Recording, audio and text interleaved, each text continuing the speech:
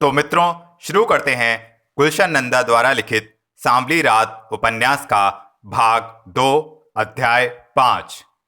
कड़ी धूप में निढाल होकर तरुणा अपने घर पहुंची। आज प्रातः से ही वह वादी का कोना कोना छान चुकी थी, किंतु उसे कहीं चैन ना मिला। श्यामलाल सवेरे से ही शहर गए हुए थे। तरुणा मूर्तियों के ढेर को देखती अंदर चली गई। सहसा उसकी सांस फूलने लगी। उसका कलेजा मुंह को आने लगा। धड़कनें जैसे बंद होने लगीं। उसने देखा मूर्तियों के उस ओर बैठा बांके एक मूर्ति को उंगलियों से टटोल रहा था। तरुणा को देखते उसने गर्दन उठाई और होठों पर भद्दी सी मुस्कुराहट आते हुए सख्त आवाज में पूछा, क्या दाम है इस मूरत के? लक्ष्मी की है ना? तू यहाँ क्या कर रहा है? तरुणा ने टूटती आवाज में पूछा। दिवाली आ रही है ना, सोचा घर में लक्ष्मी ले जाऊं। उसके लिए बाजार खुला है। जब रकम ही खर्च करनी है तो क्यों ना अपनों को दी जाए। बांके, तरुणा गर्जी।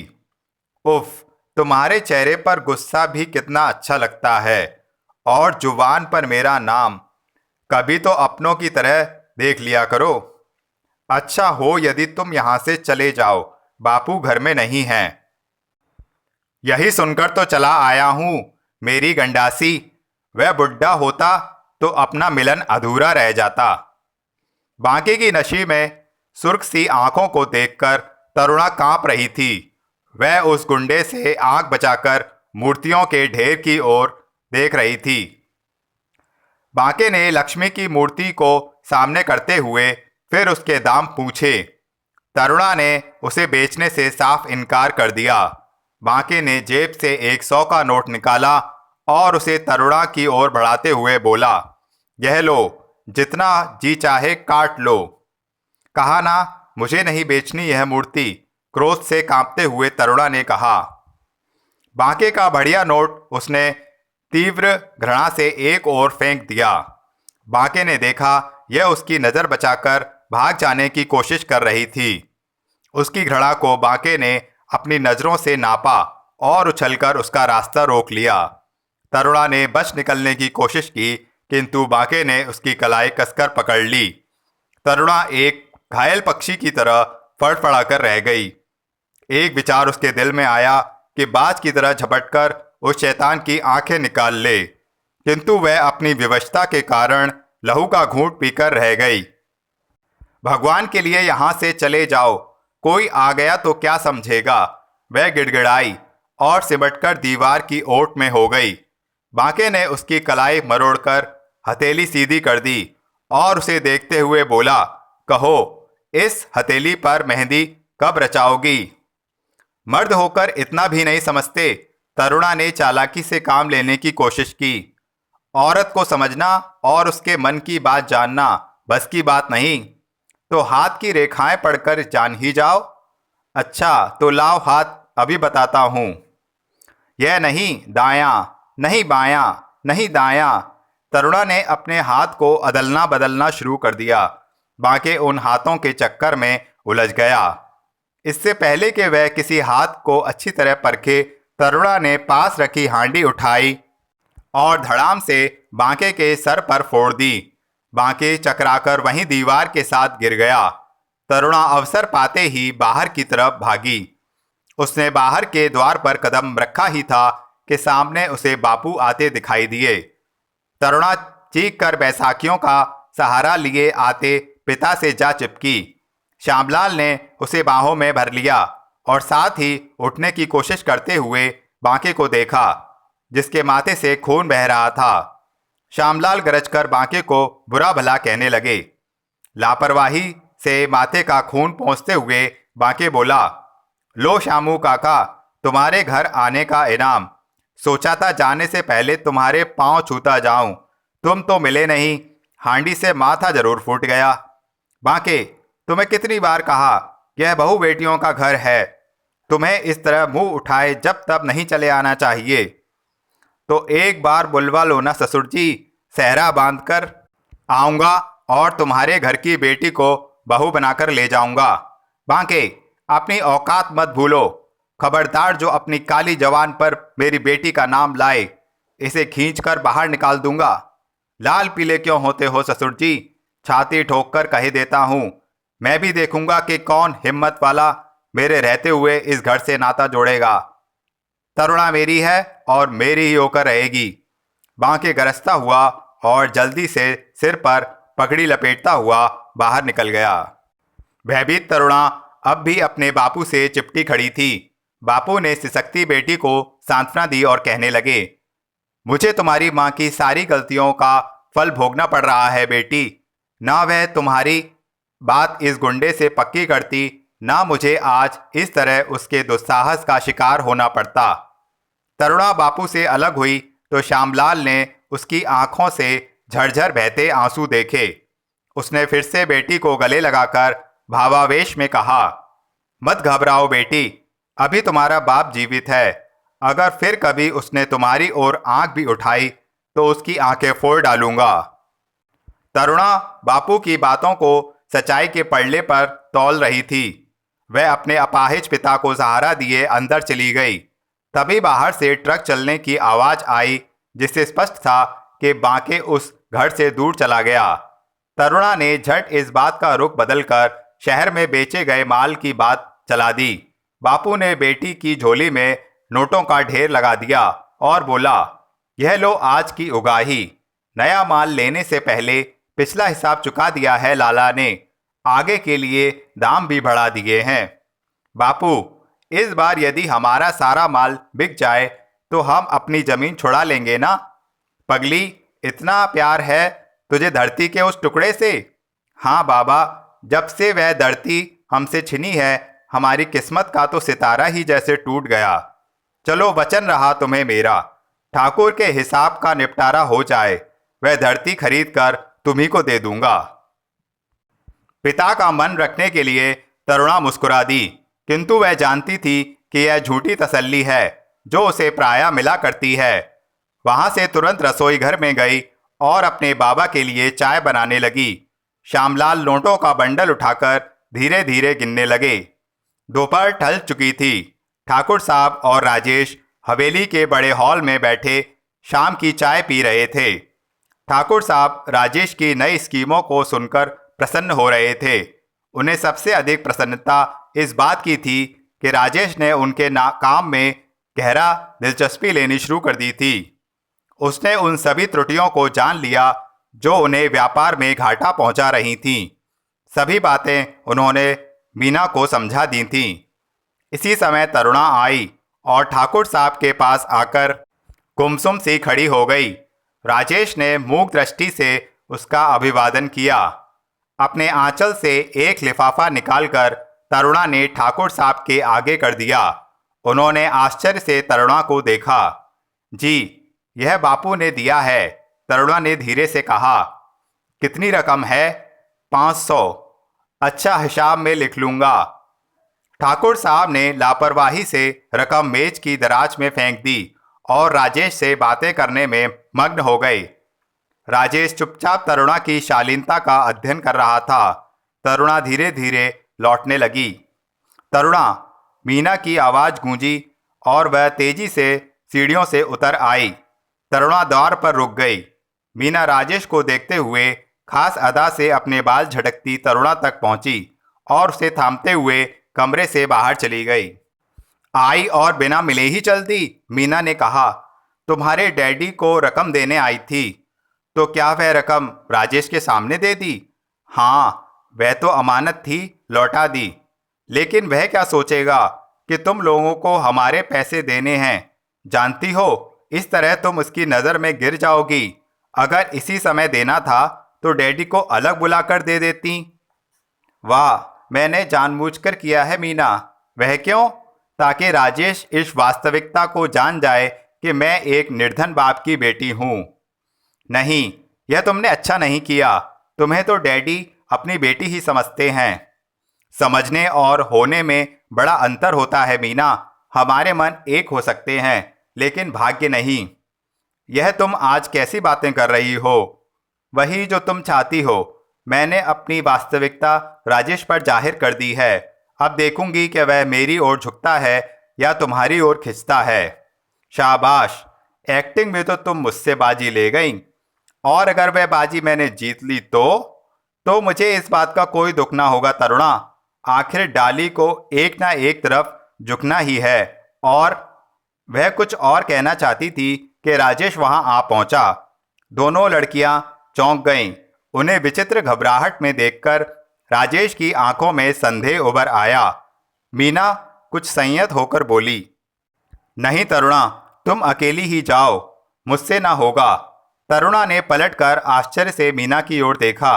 राजेश ने तुरंत प्रश्न किया, क्यों, क्या बात है? बेचारी घर से आ रही थी कि गले का हार टूटकर कहीं बगीचे में गिर गया। ओ, तो ढूंढो, मिल जाएगा, यहीं कहीं पर होगा। जी। तरुणा मीना की होशियारी और झूठ पर तिलमिला उठी। वह कुछ कहे इससे पहले ही मीना ने कहा, मिस्टर राजेश, जरा आप ही बेचारी की मदद करें ना प्लीज़। मुझे तो अभी कपड़े बदलकर डैडी के साथ एक जगह खाने पर जाना है। मीना ने यह सब इस तरह कहा कि राजेश इनकार न कर सका। वह तरुणा का साथ देने पर राजी हो गया। मीना ने तरुणा की आंख का इशारा किया और शोक मुस्कुराहट लिए हुए लौट गई। तरुणा ने सहसा चौंक कर राजेश को देखा। जी हाँ, तरुणा जैसे अपने आप में लौट आई। तुम ठहरो, मैं कमरे से टॉर्च लेकर अभी आता हूँ। राजेश उससे सहानुभूति जताता हुआ अपने कमरे की ओर चला गया। तरुणा मीना के जाल में जकड़ी गई। उसने झट से अपनी गर्दन में पड़ी मामूली सी माला उतारकर एक पौधे में छिपा दी। उसकी समझ में ना आ रहा था कि वह राजेश का सामना कैसे करेगी। टॉर्च लिए राजेश लौट आया। तरुणा अभी भी चुपचाप खड़ी थी। उसकी घबराहट देख राजेश ने पूछा, लगता है वह हार काफ़ी कीमती था। जी, मीना मेरे लिए शहर से लाई थी, न जाने कितना कीमती होगा। तुम्हें अच्छी तरह याद है कि आज तुम हार पहनकर घर से निकली थी। थोड़ी देर पहले जब घर से निकली तो हार मेरे गले में था।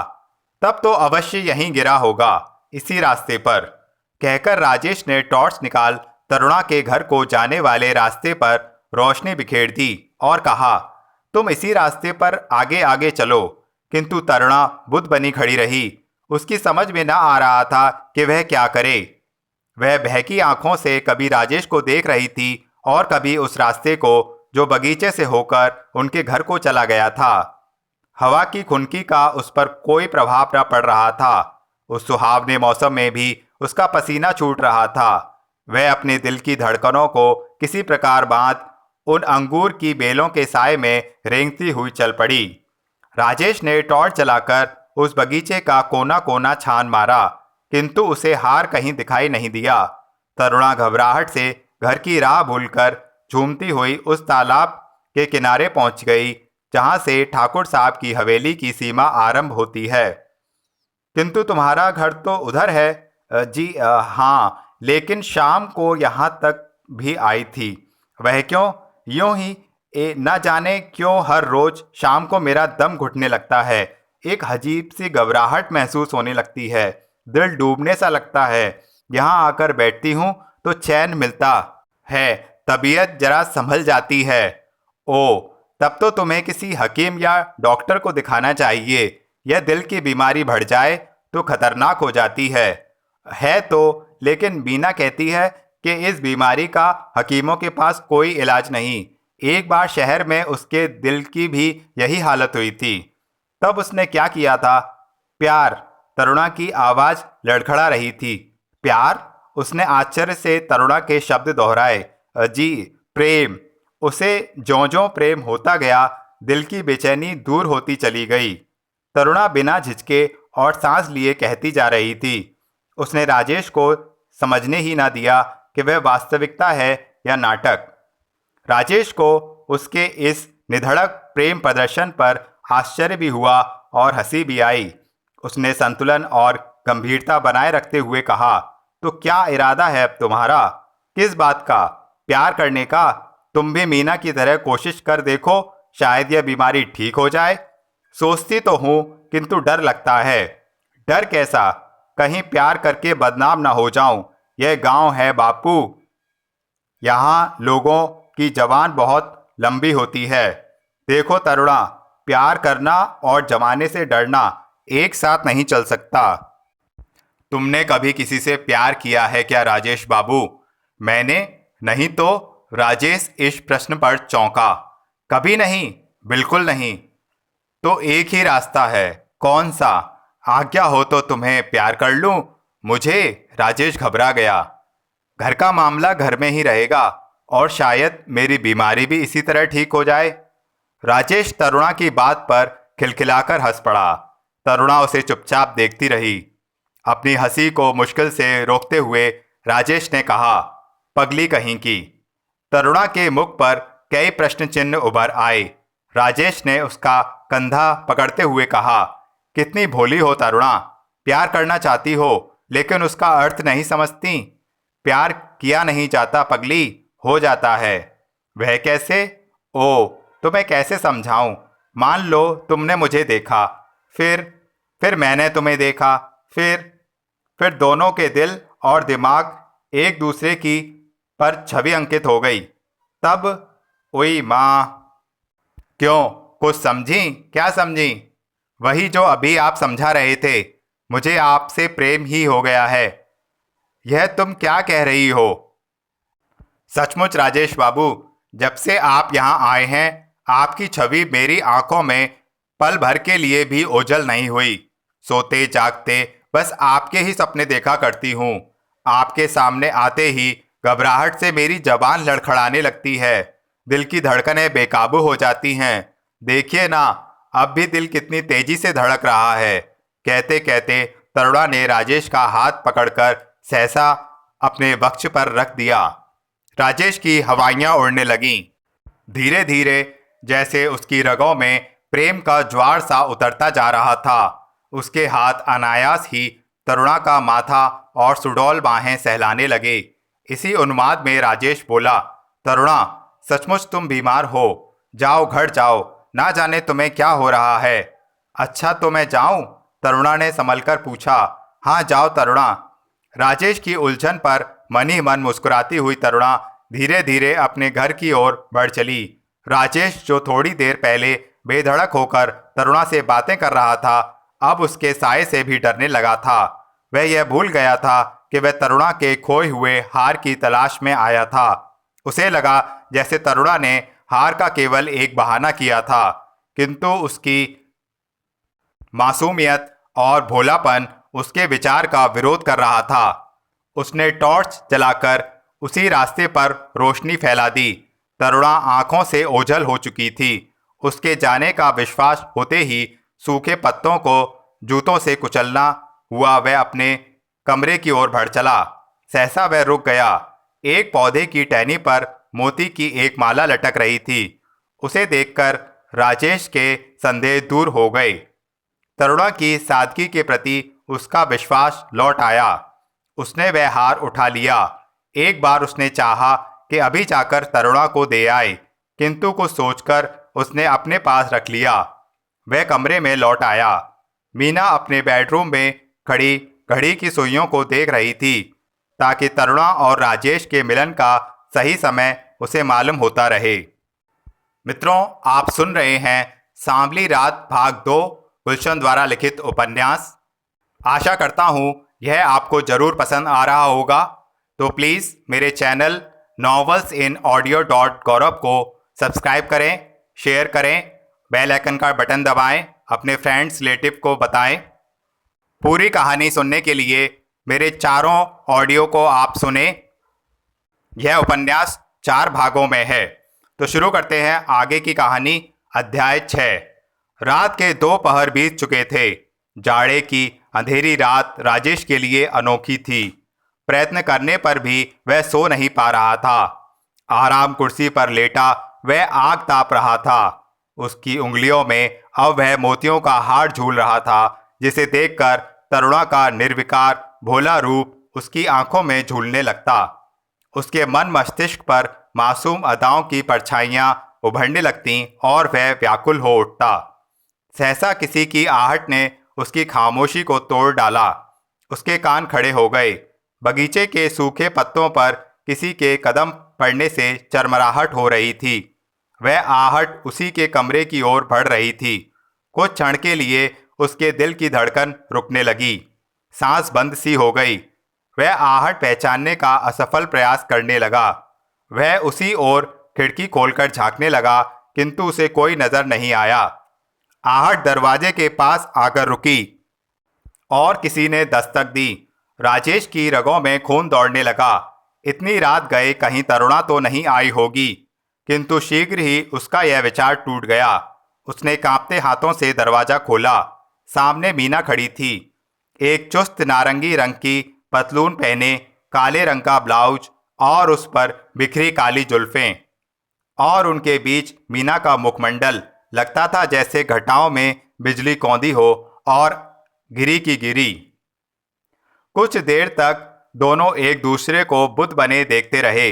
जहां राजेश के चेहरे पर परेशानी और घबराहट के निशान थे, वहां मीना के ओठों पर शोखी और शरारत भरी मुस्कान। उसने रहस्यमयी दृष्टि से राजेश को देखा और अपनी घबराहट छिपाकर बोली, आप? जी, आपको आश्चर्य हुआ है क्या? जी हाँ, जी नहीं तो। लेकिन आप पार्टी से इतनी जल्दी कैसे लौट आईं? वहां गया ही कौन था? अंदर आकर उसने दरवाजा बंद कर लिया। ओह, आई सी। डैडी ने मुझे बताया कि वहां सिवाय उनके मित्रों और कुछ अफसरों के अलावा और कोई नहीं होगा, तो मैंने इरादा बदल दिया। वह क्यों? उन बूढ़ों का मुझसे क्या मेल? बैठी बोर होती रहती। आप तो जानते हैं राजेश बाबू, जवानों को जवानी का साथ ही चाहिए। क्यों, क्या ख्याल है आपका? ख्याल तो बुरा नहीं, तभी तो आपके पास चली आई। मीना ने बिना झिझक के अपनी बाहें फैला दीं और राजेश को उनमें कसते हुए वह उसकी पीठ से चिपक गई। राजेश उसकी यह हरकत से घबरा उठा, फिर भी वह उसकी बाहों के बंधन से नहीं छूट सका। मीना के शरीर की आग उसे गरमा रही थी। मीना ने अपने गालों को उसकी चपटी पीठ पर सहलाया और धीरे से कहा, चुप क्यों हो? उसने सामने अंगीठी के अंगारों को देखा। तुम जरूर कोई गहरी बात सोच रहे हो। हाँ, इन जलते अंगारों को देखकर एक ख्याल आ गया। कैसा ख्याल? यही कि आग की तपन कितनी आराम देती है, किंतु जब यह आग घर को फूंकने लगती है तो दिल दहला जाता है। आग आग में अंतर होता है राजेश। एक जलाकर राख बना देती है, दूसरी जीवन को सुलगाए रहती है। राजेश ने उसके अंतर की गहराइयां नापने की कोशिश की। वह झट से पलटा और मीना की आंखों में झांकने लगा। मीना के ओंठ सूख कर फड़फड़ा रहे थे, आंखों में प्याले झलकने लगे थे। यह सब देखकर राजेश के दिल की धड़कनें तेज हो गईं। आधी रात, उमड़ता यौवन और एकांत। राजेश संतुलन बनाए रखने की कोशिश कर रहा था। सहसा उस खामोशी को किसी मोटर के हॉर्न ने तोड़ दिया। राजेश ने मीना के बाहुपास से छूटते हुए कहा, जाओ मीना, शायद तुम्हारे डैडी आ गए हैं। किंतु जिद न करो, तुम नहीं समझती, हमें इस हालत में किसी ने देख लिया तो अच्छा ना होगा। राजेश तुरंत पलटकर उसी प्रकार फिर आग तापने लगा। मीना गुमसुम खड़ी उसके अंतर की दशा का अनुभव करती रही। वह यह सोचकर प्रसन्न थी कि अंधेरी खामोश रात में उसके यौवन और सौंदर्य ने राजेश को सुलगा दिया था, उसका रोम रोम फूंक डाला था। वह अंगीठी के अंगारों की तरह जल रहा था। मीना प्रसन्न थी। उसने अपनी भावनाओं को प्रदर्शित करना चाहा था, किंतु अब तो वह स्वयं भी सुलगने लगी थी। उसने अपने भावों को मन में ही दबा लिया। वह खिसक कर राजेश के पास आई। तो मैं जाऊं क्या राजेश? हाँ मीना, इसी में हमारी भलाई है। ओह, गुड बाय, कहकर मीना पलटी। उसने एक बार कनखियों से उसे देखा। वह उसी जगह खड़ा था। मीना ने ओठ काटते हुए एक बार गुड नाइट कहा और जाने लगी। अचानक उसके कदम रुक गए। दरवाजे पर तरुणा खड़ी थी। तरुणा? उसके मुंह से बरबस निकल पड़ा और वह उसके पास चली आई। तरुणा का नाम सुनकर राजेश तुरंत पलटा। इतनी रात गए दोनों लड़कियों को अपने कमरे में देखकर उसके पांव तले की धरती खिसक गई। उसने नजरें उठाकर देखा। सांवली तरुणा के मासूम ओठों पर एक शोक मुस्कान उभर आई थी। तरुणा ने मीना को देखा और बोली, मीना तुम? राजेश की तबीयत सहसा खराब हो गई। उसे देखने चली आई। ओह, क्या हुआ इन्हें? जी कुछ नहीं, सिर में मामूली दर्द था। कहीं इन्हें पता चल गया और इन्होंने यहाँ आने का कष्ट किया। मेरे कमरे की बत्ती जल रही थी। तरुणा ने दोनों को संदिग्ध दृष्टि से देखा और बोली, मैं भी कमरे की खिड़कियों से रोशनी देखकर यहाँ आई हूँ, लेकिन इतनी रात गए। बापू सो गए तो सोचा बगीचे में जाकर हाड़ ही ढूंढ लाऊं। जरा लाइए तो अपनी अंग्रेजी मोमबत्ती, बाहर अंधेरा है। राजेश पहले तो उसकी बात ना समझ सका, फिर सहसा उसे टॉर्च का ध्यान आया। उसने लपक कर टॉर्च उठाई और तरुणा के आगे बढ़ा दी। उसे देखते ही तरुणा ने विचित्र प्रकार से सिर हिलाया। राजेश उसकी सादगी पर खिलखिला उठा। तरुणा भी अपनी हंसी को न रोक सकी। दोनों ने सहसा घूम कर देखा, मीना वहां ना थी। वह शायद बाहर चली गई थी। तरुणा फिर गंभीर हो गई। राजेश को भी अपनी इस हरकत का एहसास हुआ। उसने खुली खिड़की से झांका। मीना आंखों से ओझल हो चुकी थी। वह स्तब्ध खड़ा था। हाँ राजेश बाबू, हाँ। वह तरुणा की आवाज़ से चौंका। तो ले आऊं आपकी वह चीज़? अगर सवेरे तक ना मिला तो बापू मेरी जान आफत में कर देंगे। और जो मिल गया हो तो शिव मंदिर में जाकर 5 पैसे का प्रसाद चढ़ाऊंगी। बस 5 पैसे का? चलो 10 सही। इतने कीमती हार की रिश्वत केवल 10 पैसे? बाबू, देवता लालच नहीं करते। कम अधिक से उन्हें कोई वास्ता नहीं। वह तो श्रद्धा और भावना को देखते हैं। तरुणा ने टॉर्च के लिए हाथ आगे बढ़ा दिया।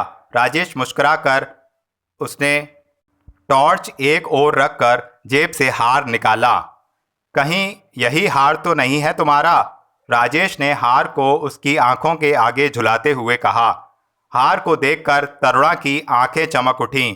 उसने लपक कर अपना हार लेने का असफल प्रयत्न किया। राजेश हाथ ऊपर उठाकर बोला, लाओ 10 पैसे। वह तो मैंने देवता के प्रसाद के लिए कहे थे। वाह, हार हम खोज निकालें और प्रसाद देवता को? दिल छोटा ना करो राजेश बाबू। प्रसाद देवता पर चढ़ेगा, लेकिन उसे खाओगे तुम ही। राजेश निरुत्तर और चकित हो गया। उसे तरुणा की आंखों में कई रंगीन रोशनियां जगमगाती दिखाई दीं। उसने हार तरुणा के हाथ पर रख दिया। तरुणा ने उसे कृतज्ञ आंखों से देखा। वह पलटी। राजेश उसे रुकने को कह रहा था कि उसने स्वयं पलटकर कहा, मीना यहाँ क्या करने आई थी राजेश बाबू? वह कुछ भी तो नहीं। उसने कहा, ना मुझे देखने आई थी। तो आइए मैं आपका सिर दबा दूं, दर्द दूर हो जाएगा। वह तो दूर भी हो चुका। कब? जब तुम्हारे कदम पड़े और दर्द भाग गया। तरुणा ने पलटकर उसे शोक निगाहों से देखा, जिसका अर्थ था तुम झूठ बोल रहे हो राजेश बाबू। किंतु उसने प्रकट रूप से कहा, मैं तो डर गई थी। क्यों? मीना को देखकर। ऐसा क्यों? कहीं वह आपसे प्यार की भीख मांगने तो नहीं आई? तरुणा की बात सुनकर राजेश हक्का बक्का रह गया। वह तरुणा के मन की गहराई नाप रहा था। तो भी उसने उसे टटोलते हुए पूछा, मान लो उसने यही कहा हो तो क्या उसे यह भीख दोगे? क्यों? सुना है यह भीख जीवन में केवल एक बार दी जाती है और यह मैंने पाली है। यह कहकर वह तेजी से जाने के लिए बढ़ी। इस घबराहट में उसका हार गिर पड़ा। इससे पहले कि वह उसे उठाए, राजेश ने लपककर उठा लिया और उसकी ओर बढ़ाते हुए कहा, लो, तुम इसको फिर खोने लगी थी। अब यह खो जाए तो मुझे डर नहीं। क्यों? इसके बदले मैंने कुछ जो पा लिया है। उसने मीना की तरह अपने ओठ दांतों में दबाए। उसकी आंखों में लाज की सुर्खी चमक रही थी। राजेश उसके अंदाज में उलझ गया। उसका मस्तिष्क चकरा रहा था। तरुणा उसे विचारों में खोया देख चुपके से बाहर निकल गई। सूखे पत्तों पर तरुणा के कदमों की आहट जैसे वातावरण को सुरीला करती जा रही थी। वह सुरीली सरसराहट बड़ी देर तक राजेश के कानों में गूंजती रही। राजेश ने पलटकर फिर आग तापना शुरू कर दिया। अंगारे सुलग सुलग कर अब राख हुए जा रहे थे। उसके शरीर में इतनी शक्ति न थी कि वह उठकर आग में ईंधन डाल दे। कुमसुम खड़ा गिरती राख देखते जा रहा था। उसकी नींद हराम हो चुकी थी। अंग अंग में भी एक विचित्र तपन सी हो रही थी। उसका मन और मस्तिष्क उत्तेजित हो रहा था। उसके कानों में बार बार गूंज रहा था, आग आग में फर्क होता है राजेश। एक जलती है तो बुझकर राख हो जाती है, एक जलती है तो जिंदगी भर सुलगती ही रहती है। दिल छोटा ना करो राजेश, प्रसाद देवता पर ही चढ़ेगा, लेकिन खाओगे तुम ही। तो मैं जाऊं राजेश? मैंने यह खोकर कुछ पा लिया है। देर तक राजेश के कानों में यही आवाज गूंजती रही। उनकी स्मृति से वह गुदगुदाने भी लगता और भावातुर होकर तड़पने भी। एक ओर अपनी नौकरी, हैसियत और सम्मान का ध्यान, दूसरी ओर अलहड़ यौवन का आकर्षण, उस सीधी सादी गरीब लड़की का खिंचाव। उसकी समझ में ना आ रहा था कि वह क्या करे। जैसे किसी झरने का पानी उछल उछल कर उसके ओठों से टकरा रहा हो, फिर भी उसके ओठ प्यासे हो और वह प्यासा ही रहने का प्रयत्न कर रहा था। परेशान दिमाग को आराम देने के लिए उसने सिगरेट ओठों में दबा लिया। अंगीठी की जलती लकड़ी से उसने उसे सुलगाया। अभी एक दो कश ही लिए थे कि उसके विचारों का ताना बाना टूट गया। झट अपना स्वेटर उठाकर वह बाहर निकल गया। अब वह अंधेरी पगडंडी पर चलता जा रहा था। अंधेरी रात में वह उसी मंजिल की तलाश में जहां किसी ने कोई दीप ना जलाया था। अध्याय 7। आधी रात के सन्नाटे में ठाकुर के गोदाम के पिछवाड़े बांके के ट्रक पर फल लादे जा रहे थे। बांके और उसके दो व्यक्ति यह काम इस तरह करते थे कि किसी को कानों कान खबर तक न हो सकती थी। गोदाम का चौकीदार दिन को ठाकुर साहब का, किंतु रात को बांके का सेवक था। तनख्वाह उसे ठाकुर साहब से ही मिलती थी। बांके की सेवा का फल उसे एक बोतल देशी शराब मिलता था। आज भी वह गोदाम से दूर अंगूर की बेलों के साए में बांके को ही सौगात का स्वाद ले रहा था। हर दूसरे चौथे दिन वह अपने मालिक का नमक हराम करके बांके को सहूलियत दे देता। बांके रातों रात वह लदान मंडी पहुंचकर सस्ते दामों में बेच देता। इस कमाई में से वह यह कुछ पैसों के गहने अपनी मंगेतर तरुणा के लिए खरीदता और बाकी रकम अपनी बूढ़ी माँ के पास जमा कर देता। नशे में झूमते हुए वह माँ से कहता, माँ यह ले, जब इस आंगन में तेरी बहू आएगी तो उसे गहनों से लाद देना। उसी की कलाइयों को मैं सोने से भर दूंगा। आज भी इन्हीं कल्पनाओं में डूबा वह अपने साथियों के साथ जल्दी जल्दी माल भर रहा था। रात की हर घड़ी जैसे उस पर हथौड़े की चोट कर रही थी। यदि कहीं प्रातः से पहले ही वह शहर पहुंच गया तो माल को खरे दामों पर बेच सकेगा। सहसा उसे चौकीदार की चीख सुनाई दी। पहले तो वह चौंका, किंतु वह शराबी की अधिक चिंता न कर अपने काम में लगा रहा। थोड़ी देर में उसे अपने पीछे आहट सुनाई दी। वह पलटा। एक साया को देख झट उसने अपना चाकू निकाल लिया। इससे पहले के अंधेरे को छोड़कर उसकी नज़र उस छाया पर पड़े, किसी आवाज ने उसे कपा दिया। उन पेड़ों के झुंड में से दो चमकती आंखें दिखाई दीं और उसके कानों ने सुना, रहने दो बांके, यह चाकू का खेल अच्छा नहीं। वे आंखें धीरे धीरे अंधेरे से बाहर आ गईं। बांके ने देखा, सामने राजेश खड़ा था। वह उसकी ओर बढ़ रहा था। बांके के पांव तले की धरती खिसक गई, पसीने छूटने लगे। उसके आदमी झट छिप गए, किंतु बांके के कदम न उखड़े।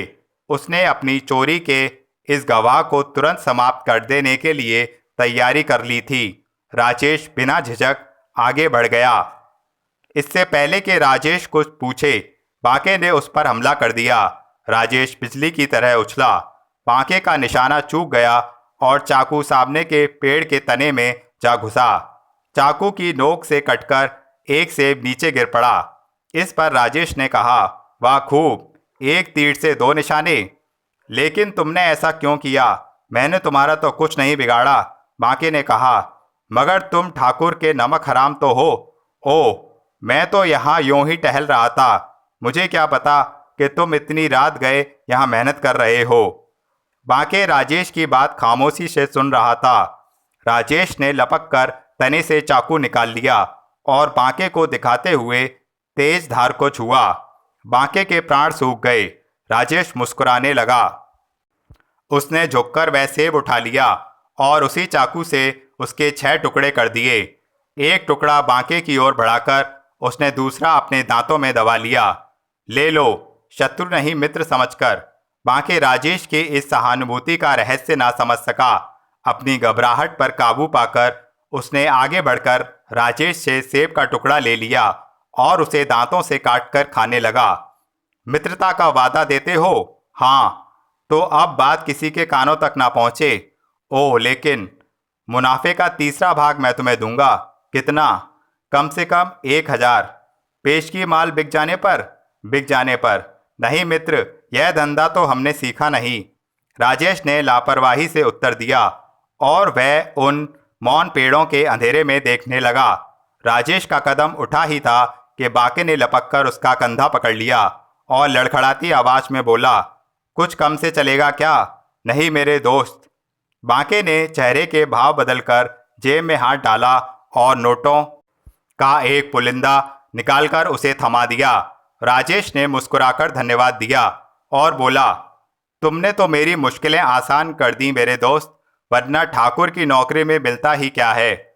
अगर इसी तरह दोस्तों का दम भरते रहे तो इस बस्ती से लाखों कमा कर जाओगे। बांके की बात पर राजेश खिलखिला उठा। बांके ने भी उसका साथ दिया। दोनों की हंसी फलों से लदे पेड़ों में खो गई। राजेश के जाने पर बांके के दोनों आदमी रेंगते हुए गोदाम से बाहर आए। बांके ने मूंछों पर ताप देते हुए कहा, अब देखता हूं कौन मेरा शत्रु बनता है। उस्ताद, मुझे तो इस बात का भरोसा नहीं, उसके साथियों में से एक बोला। दूसरे ने उसका समर्थन किया। बांके भी संदेह में डूबा खड़ा रहा, किंतु उसने अपने साथियों को राजेश की मित्रता का विश्वास दिलाया। उन्हें समझाते हुए उसने कहा, लाओ जल्दी से ट्रक भर लो, कोई माई का लाल इस बस्ती में बांके को धोखा दे सकता है। बांके को राजेश पर पूरा भरोसा था। उसे विश्वास था कि नकद नारायण की एक झलक बड़े बड़े सिद्धांतों को तोड़कर रख देती है। वह घर में बैठा शराब का मजा ले रहा था और पैक के साथ उंगलियों पर अपना मुनाफा गिन रहा था। उसका भाग्य सदा उसका साथ देता आया था, फिर भी उसके जीवन में एक अभाव उसे खटकता था। वह तरुणा के निकट जाने के लिए जितने प्रयत्न करता, उतना ही तरुणा उससे दूर होती जा रही थी। वह उसकी शोखी और बेरुखी पर मरता था, लेकिन श्यामलाल की घृणा और क्रोध उसे चुभते रहते। वह जिस आशा पर जी रहा था, समय के साथ साथ वह आशा भी लड़खड़ाती जा रही थी। रुपया, गहना, प्रेम, ना जाने उसने कितने पैंतरे बदले, लेकिन बाप बेटी का दिल उस पर पसीजता ही न था। यह ध्यान आते ही वह व्याकुल हो उठा। उसने विस्की का एक और पैक चढ़ा लिया। उसकी रगों में बिजली सी दौड़ने लगी। सहसा धड़ाम से बाहर का दरवाजा खुला और उसके साथियों में से एक ने हाँफते हुए प्रवेश किया। उसकी घबराहट देखकर बांके के हाथ से गिलास छूटकर गिर पड़ा। उसके कांपते होंठ देखकर यह उठकर खड़ा हो गया। दीनू ने बड़ी मुश्किल से बताया कि उनका ट्रक थाने में पहुंच गया है। यह सुनकर बांके की नाक से शराब धुआं बनकर बाहर आ गई। क्रोध से दांत भींचकर वह चिल्लाया, नहीं, सच है उस्ताद। मूर्ति कहाँ है? वह पकड़ा गया। मैं अंधेरे की आड़ लेकर भाग आया हूँ। यह तो बहुत बुरा हुआ दीनू। मैं तो पहले ही कहता था उस्ताद कि इस मूछ मंडे पर विश्वास ना करो। बांके ने उसकी बात का उत्तर नहीं दिया। वह चुपचाप क्रोध से दांत पीस रहा था। सहसा वह लपककर कमरे के अंदर गया। एक टूटी अलमारी के किवाड़ खोलकर उसने रुपए निकाले। शोर सुनकर उसकी बूढ़ी माँ आ गई और बेटे को घबराया देखकर उसने पूछा, क्या बात है बांके? मैं जा रहा हूँ माँ। कहाँ जा रहे हो? लेकिन कहाँ? आधी रात में यह रुपए? तू अवश्य दारू पीने जा रहा है। हर बात में टोका नहीं करते माँ। बुढ़ापा क्या आया है कि तूने बकना शुरू कर दिया है। वह इसी प्रकार बड़बड़ाता हुआ बाहर निकल आया। दीनू कुछ समझ नहीं सका। आओ दीनू, बांके ने उसे इशारा किया और तेजी से बाहर निकल गया। बांके की अंधी माँ पुत्र के बड़बड़ाने की ओर ध्यान न कर उसे पुकारती रह गई। वह भय से कांप रही थी। बांके दीनू को लेकर घर की दहलीज से नीचे उतर गया। दूसरे दिन सारी बस्ती में यह खबर फैल गई कि बांके का ट्रक पुलिस ने पकड़ लिया है। बांके ने मूर्ति को पुलिस के चंगुल से निकालने की बड़ी कोशिश की, किंतु वह ना निकाल सका। उसने मूर्ति को संदेश भिजवा दिया कि वह इस चोरी का आरोप अपने सिर पर ले ले। जेल से बाहर आते ही बांके उसे अवश्य बुला लेगा। बुरे दिनों में उसकी स्त्री बच्चों का भी ध्यान रखेगा। मूर्ति ने अपने उस्ताद की बात मानकर चोरी का इल्जाम अपने सिर ले लिया। भारी प्रयत्न करके भी पुलिस बांके को ना पकड़ सकी। कोर्ट ने उसने साबित कर दिया कि यह सब कुछ उसने नौकर ने किया। उसे इसका तनिक भी ज्ञान नहीं।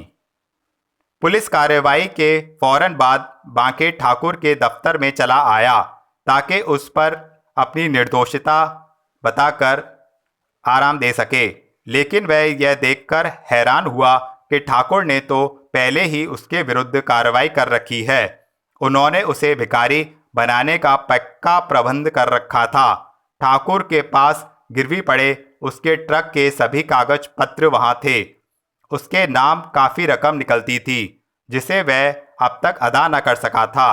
बांके अपनी सफाई में कुछ नहीं कह सका, किंतु उसने उन कागजों पर हस्ताक्षर करने से साफ इनकार कर दिया। ठाकुर क्रोध से बौखलाकर बोले, यह मत भूलो बांके कि यह चोरी तुमने कराई है। मैं चाहूं तो अभी तुम्हें पुलिस के हवाले करा दूं। वह झूठ है, इसका कोई प्रमाण नहीं। आप खामखा।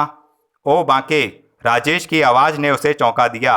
उसने पलटकर देखा तो राजेश अंदर आ रहा था। उसके हाथों में नोटों का बंडल था। उसने बंडल ठाकुर साहब के सामने रख दिया।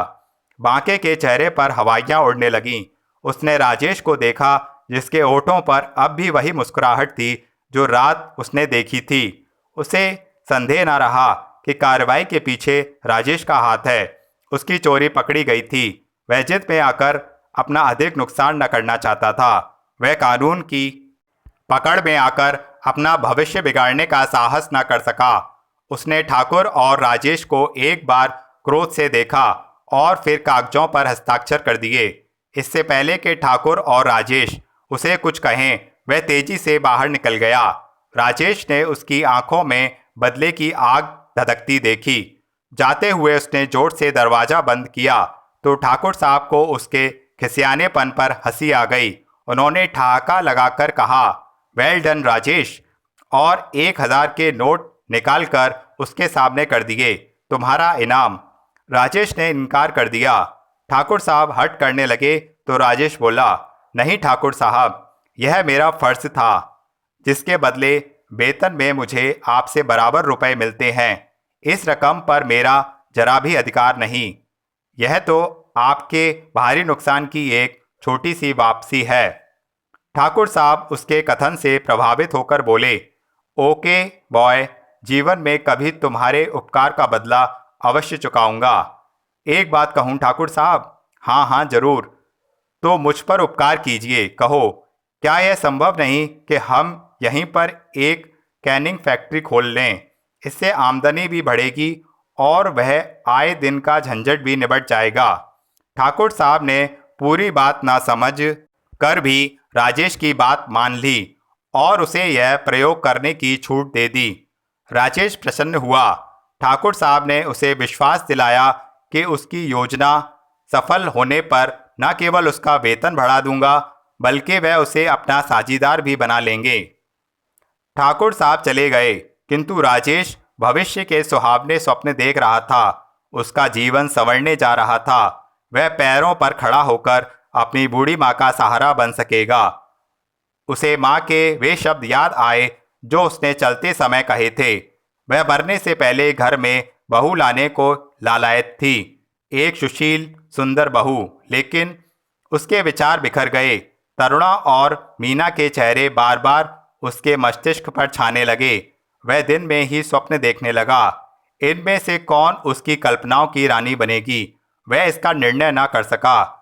एक ओर झरने सा सरस सादा सौंदर्य, दूसरी ओर बनाव श्रृंगार से लदी अमीर जवानी, ऊंची शिक्षा और अपार धन। उसके समतल जीवन को यदि एक संवार सकती है तो दूसरी उसमें उतार चढ़ाव पैदा कर सकती है। वह दोनों को मन के पड़ले पर तौल रहा था, लेकिन पड़ला किस की ओर झुकता न था। एक उसके दिल की पसंद थी, दूसरी दिमाग की। अध्याय 8। राजेश आज दफ्तर से शीघ्र लौट आया। बाग के रास्ते लौटते हुए सहसा उसे किसी की सुरीली आवाज ने आकर्षित कर लिया। शेख में दोनों सहेलियां बैठी हंस रही थीं। उसके कानों में राजेश शब्द पड़ा तो वह चौकन्ना हो गया। दोनों सहेलियां शायद उसी की बातें कर रही थीं। वह ध्यान से सुनने लगा। नहीं मीना नहीं, वह मुझसे नहीं होगा। एक तो यह रहस्य खुलेगा ही, मैं यह नाटक कब तक रचा सकती हूँ। तू तो हर बात में अड़ियल होती जा रही है। अरे अभी तो आनंद आने लगा है पगली। जानती हो, कल मैंने उसकी सर्द पीठ को अपने गालों से सहलाया और उसकी सांसों में प्यार की सुगंध भर दी। इस समय वह जंगली बांस की तरह कांप रहा था। हाँ, मैंने खिड़की से झांक कर देखा था, तो तुम अंदर क्यों नहीं आ गईं? साहस ना हुआ। सोचा कहीं दोनों के अंदर की घड़ियां ना घट जाएं। हट, तुम तो जानती हो वह नाटक है। अगर तुम उस समय अंदर आ जाती तो वह हीरो शर्म से जमीन में गड़ जाता। नहीं मीना, मैं तो कल तुम्हारी दशा देखकर डर गई थी। वह कैसे? मुझे लगा जैसे तुम सचमुच उससे प्यार करने लगी हो। तुम्हारे ओठ फड़कते, अंगारों सा दहकता मुख, बंद पलकें और बुझी बुझी आवाज इस बात की गवाही दे रही थी कि तुम्हें उससे सचमुच प्रेम हो गया है। मीना खिलखिलाकर हंस पड़ी और बोली, कहीं अपने मन की बात तो नहीं कह रही हो तरुणा? धत, भला मैं ऐसा क्यों कहने लगी? तरुणा तुरंत खड़ी हो गई। राजेश ने सब्ज पत्तों की आड़ से देखा। तरुणा की आंखों से गुलाबी पानी झलक रहा था। उसके ओठों की मुस्कान उसके आंतरिक प्रेम की गवाही दे रही थी। सहसा सामने से शामू काका बैसाखियों का सहारा लेकर आते दिखाई दिए।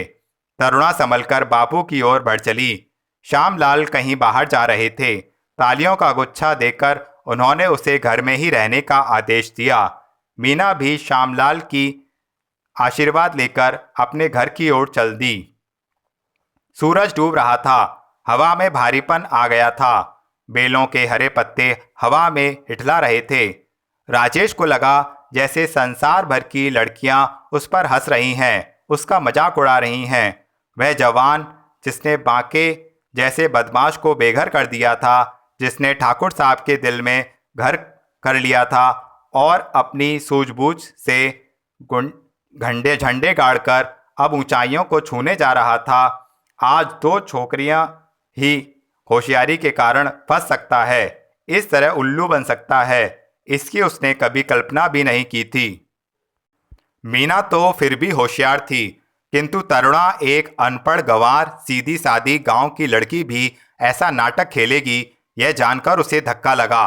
वह क्रोध में बेलों के पत्ते मसलने लगा। सहसा वह चौंक उठा। उसके चेहरे का तनाव टूट गया। ठंडे होंठ गुलाबी हो उठे। न जाने क्या सोचकर वह मुंह उठाए तरुणा के घर की ओर चल पड़ा। ठंडी हवा के झोंके तेज होते जा रहे थे।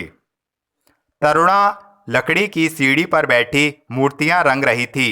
कुछ मूर्तियां मुंडेर पर रखी सूख रही थीं। मेला आने से पहले वह काफ़ी पैसे जमा कर लेना चाहती थी और अकेलेपन को काटने के लिए जैसे वह धीरे धीरे गुनगुना रही थी। राजेश दबे पांव अंदर चला आया, किंतु तरुणा अपनी धुन में डूबी हुई थी। राजेश धीरे धीरे मूर्तियों की कतार के साथ चलता तरुणा तक आ पहुंचा। सहसा वह एक मूर्ति से टकराकर लड़खड़ा गया। इस आहट से चौंककर तरुणा झेप गई। उसकी गुनगुनाहट गले में अटक गई। राजेश को सामने पाकर उसकी चीख निकल गई। हड़बड़ाहट में उसके हाथ का ब्रश नीचे गिरकर राजेश के मुंह पर पड़ा और उसके मुंह पर रंग फैल गया। तरुणा घबराकर सीढ़ी से नीचे उतर आई। उसे अपनी हरकत पर लज्जा आ रही थी। उसने झट अपने आंचल से राजेश का चेहरा साफ किया। रंग साफ ना हुआ तो उसने पोंछते हुए कहा, घबराइए नहीं, रंग पक्का नहीं है, अभी छूट जाएगा। चलो यह भी अच्छा हुआ कि रंग लाल है, कहीं काला होता तो मुंह काला करने वाली बात हो जाती, राजेश ने हंसते हुए कहा। वह शर्मा गई और जल्दी जल्दी उसका चेहरा पोंछने लगी। बापू कहते हैं लाल रंग का शगुन बहुत अच्छा होता है, जिस पर गिरे वह भाग्यशाली समझा जाता है, वह झिझकते हुए बोली। उन्होंने तो ऐसे ही कहा होगा, किंतु अब यह सिद्ध हो गया है। यदि हम पर यह रंग न गिरता तो हमारे भाग्य में यह नरम नरम हाथ कहाँ से आते। राजेश ने लपक कर उसकी कलाई पकड़ ली। तरुणा लाश से पिघल गई। उसने कलाई छुड़ाने का असफल प्रयास किया, किंतु राजेश की पकड़ ढीली ना थी। क्यों तरुणा, वह भाग्य मेरा ही था ना कि तुम्हारी नाजुक उंगलियां और नरम हाथ मेरा मुंह पोंछ रहे हैं। चलो हटो, तुम तो बनाने लगे। तरुणा ने हल्का सा धक्का दिया और कलाई को छुड़ाकर मूर्तियों के पीछे छिप गई। उसकी पलकों में लाज भरी थी। रंग भरे आंचल को वह बार बार मसलने लगी। उसकी घबराहट देखकर राजेश ने पूछा, तुम्हारे बाबा शायद घर में नहीं? नहीं, वह अभी बाहर गए हैं, उन्हें कोई काम था। हाँ, एक अच्छी सी मूर्ति चाहिए अपना घर सजाने के लिए, तो पसंद कर लीजिए ना, सामने ही हैं राधा कृष्ण, राम सीता, विष्णु भगवान, शंकर पार्वती, दूल्हा दुल्हन। ओहो, इनमें से मुझे कोई पसंद नहीं। तो आपको यह नटराज अवश्य पसंद आएंगे। मेरे बाबा ने इसे पूरे 3 दिन में बनाया है, देखिए ना इसकी सफाई। नहीं नहीं, हमें यह भी पसंद नहीं। तरुणा को उसकी बेरुखी पसंद नहीं आई। वह बापू की कला का निरादर सहन न कर सकती थी। फिर वह बोली, तो फिर आप इन मूर्तियों में से कोई पसंद कर लीजिए। मेरी निगाह में तो एक ही ऐसी मूर्ति है जो कला की दृष्टि से अति सुंदर है, तो उसी को उठा लीजिए। लेकिन डर है आप मेरी आवश्यकता देखकर दाम ना बढ़ा दें। ऐसी बात है राजेश बाबू, तो दाम के बिना ही ले जाओ। सच, कहीं वचन से फिर तो नहीं जाओगी? नहीं, वचन पक्का। कहिए कौन सी मूर्ति है वह, कह दूं? हाँ हाँ, हम भी देखें आपकी पसंद। वह तो मेरे सामने खड़ी है, राजेश ने दबी जबान से कहा। यह सुनकर तरुणा लजा गई। उसने आसपास देखा, फिर धीरे से बोली, मैं नहीं जानती कि आपकी पसंद इतनी हल्की है। हीरा अपना मूल्य स्वयं नहीं जानता तरुणा, वह तो जौहरी ही बता सकता है। शायद तुमने अपने आप को कभी नहीं देखा। कितना पूर्ण है यह सौंदर्य मूर्ति। अपने बारे में इतना सुनकर तरुणा अनियंत्रित हो उठी। उसका शरीर सरू के पेड़ की तरह कांपने लगा। ओंठ सूख चले, तो भी उसने संयम से काम लिया। राजेश की दृष्टि से बचने के लिए वह दूसरे कमरे में जाने लगी। राजेश ने आगे बढ़कर उसका मार्ग रोक लिया, उसकी तोड़ी पर हाथ से फिराया। तरुणा की आंखें झुक गईं। राजेश बोला, हाँ जवाब दो, बहुत बड़ी कीमत अदा कर दूंगा इस सूरत की। घाटे का सौदा है राजेश बाबू, दिवालिये हो जाओगे इसे ले जाकर। कल क्या होगा इसकी चिंता मुझे नहीं, मगर आज तो हम साहूकार हैं ही। बड़ा घमंड है आपको अपनी साहूकारी का। क्यों ना हो व्यापारी जो ठहरे, तो लगा दाम क्या है आपके पास? अपना दिल, राजेश ने मुस्कुराकर कहा। इस उत्तर से तरुणा झेंप गई। दूसरा प्रश्न करने का साहस ना वह कर सकी। लाज से छुई मुई सी बनी वह दूसरे कमरे में चली गई। इससे पहले कि राजेश तरुणा के कुछ और कहे, उसने कमरे के किवाड़ भींचकर बंद कर दिए। राजेश ने 2-4 बार पुकारा, फिर भी उसने कोई उत्तर नहीं दिया। वह चुप हो गया। वह आज अपनी सफलता पर प्रसन्न था, क्योंकि तरुणा के हृदय में प्रेम की चिंगारी सुलगाने में वह सफल हो गया था। राजेश जब तरुणा के घर से निकला तो हवा तेज हो चुकी थी। हवा साएं साएं कर रही थी। उसने आंखें उठाईं। आकाश पर घटाएं उमड़ आई थीं। देखते देखते वर्षा शुरू हो गई। वह तेजी से बगीचा पार कर अपने कमरे में पहुंचा। कमरे में धुंधली सी रोशनी थी। वह ठिठक गया। सहसा उसकी दृष्टि सामने बैठी मीना पर पड़ी और वह तुरंत पूछ बैठा, मीना तुम? मीना झुककर अंगीठी में लकड़ियां झोंक रही थी। राजेश की आवाज़ सुनते ही उसने पलटकर देखा। वह मुस्कुराकर रह गई। राजेश ने भी उसका उत्तर मुस्कुराहट के साथ दिया। मीना बोली, सोचा तुम सर्दी में लौटोगे, तुम्हारे लिए आग तैयार कर दूं। लेकिन तुम्हें यह कैसे मालूम कि मैं सर्दी में लौटूंगा? वाह, ऐसी धुआंधार बारिश, ठंडी तेज हवा के झोंके हों तो क्या इनसे आग बरसेगी? आग आसमान से बरसे या ना बरसे, किंतु तुम्हारी आंखों से जरूर बरस रही है, बल्कि शोला बनी बैठी है। जाइए भी, जानते हैं कब से बैठी आपकी राह देख रही हूँ। मैं मजबूर था मीना। वह तुम्हारी सहेली है ना? क्या नाम है उसका? राजेश ने बनते हुए कहा। तरुणा। क्यों, क्या हुआ उसे? नादान है ना, लगी मुझसे प्यार जताने। ओ, तो आपने उस प्यार का कैसे उत्तर दिया? बड़ी मुश्किल से पीछा छुड़ाकर। भला प्यार भी कोई सौदा है, जब चाहे दुकान से ले लो। यह आपने अच्छा नहीं किया। क्यों? इससे बेचारी का दिल टूट जाएगा। मैं क्या करूं? ना एजुकेशन, ना शोखी, ना तमीज, ना सूरत, ना सलीका, चली है प्रेम जताने।